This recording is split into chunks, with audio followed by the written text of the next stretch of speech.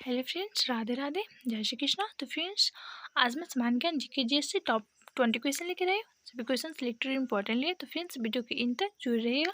तो चलिए हम लोग चलते हैं पहले प्रश्न की ओर से। हमारा प्रश्न नंबर फर्स्ट क्या करें? तो फ्रेंड्स, हमारा प्रश्न नंबर फर्स्ट करें कि आवर्त सारणी का पहला तत्व कौन सा है। आवर्त सारणी का जो पहला तत्व है वो कौन सा है? तो फ्रेंड्स, इसका जो राइट आंसर है हमारा हो जाएगा option C, hydrogen. Okay. And अगला प्रश्न है प्रश्न नंबर 2। नंबर 2 करें कि देश का पहला वस्त्र पार्क कहाँ स्थापित किया गया था।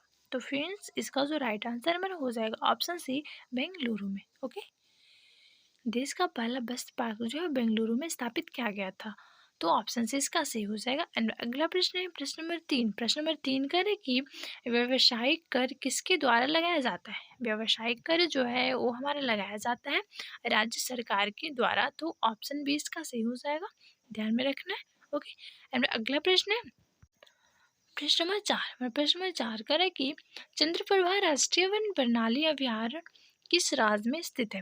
चंद्रप्रभा राष्ट्रीय वन प्रणाली अभ्यारण्य जो है किस राज्य में स्थित है। तो फ्रेंड्स, ये है हमारा स्थित उत्तर प्रदेश में। तो ऑप्शन सी इसका सही हो जाएगा, ध्यान में रखना। एंड अगला प्रश्न है प्रश्न नंबर 5। प्रश्न नंबर 5 करें कि बहिष्कृत भारत पत्रिका को किसने प्रारंभ की थी।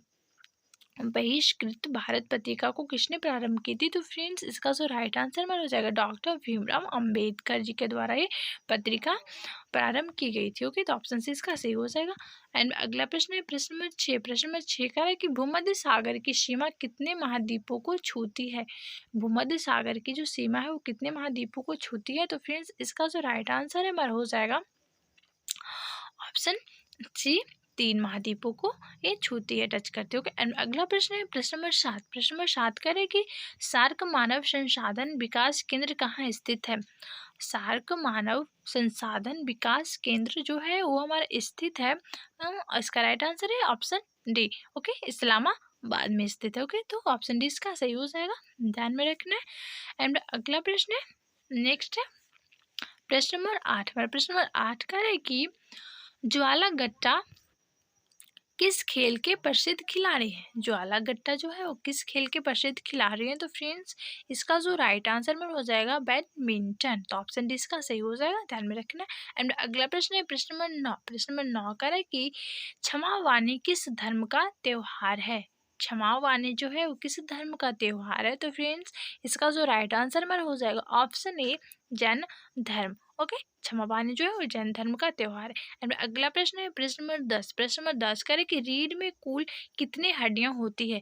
रीढ़ में जो कुल हड्डियों की संख्या होती है वो कितनी होती है। तो फ्रेंड्स, इसका जो राइट आंसर में हो जाएगा ऑप्शन बी, 33। ओके। रीढ़ में जो कुल है 33 हड्डियां होती है। ओके। एंड अगला प्रश्न है प्रश्न नंबर 11। प्रश्न नंबर 11 करें कि पौधे जो नमक युक्त मिट्टी में उगते हैं क्या कहलाते हैं। पौधे जो नमक युक्त मिट्टी में उगते हैं वो क्या कहलाते हैं। तो फ्रेंड्स, इसका जो राइट आंसर है हमारा हो जाएगा option A, halophyte. Okay. And अगला प्रश्न है प्रश्न नंबर 12। प्रश्न नंबर 12 करें कि विश्व बैंक का पहला महानिदेशक कौन था। विश्व बैंक का पहले महानिदेशक कौन थे। तो फ्रेंड्स, इसका जो राइट आंसर है हमारा क्या होगा। तो फ्रेंड्स, राइट आंसर है सदर पीटर लैंड। पीटर लैंड हो जाएगा। ओके। एंड अगला प्रश्न है प्रश्न नंबर 13। प्रश्न नंबर 13 का है कि इंडियन टेलीफोन इंडस्ट्रीज कहाँ स्थित है। इंडियन टेलीफोन इंडस्ट्रीज जो है वो है हमारा बेंगलुरु में स्थित। ओके। तो ऑप्शन ए हो जाएगा बेंगलुरु। ओके। एंड अगला प्रश्न है प्रश्न नंबर 14। प्रश्न नंबर 14 का है कि निम्न में कौन सा पठार भारत में स्थित नहीं है। निम्न में कौन सा पठार जो है भारत में स्थित नहीं है। तो फ्रेंड्स, ये चारों में से जो इसका राइट आंसर है वो हमारा क्या हो जाएगा। तो फ्रेंड्स, इसका जो राइट आंसर है हमारा हो जाएगा ऑप्शन ए, मैकाल। ओके।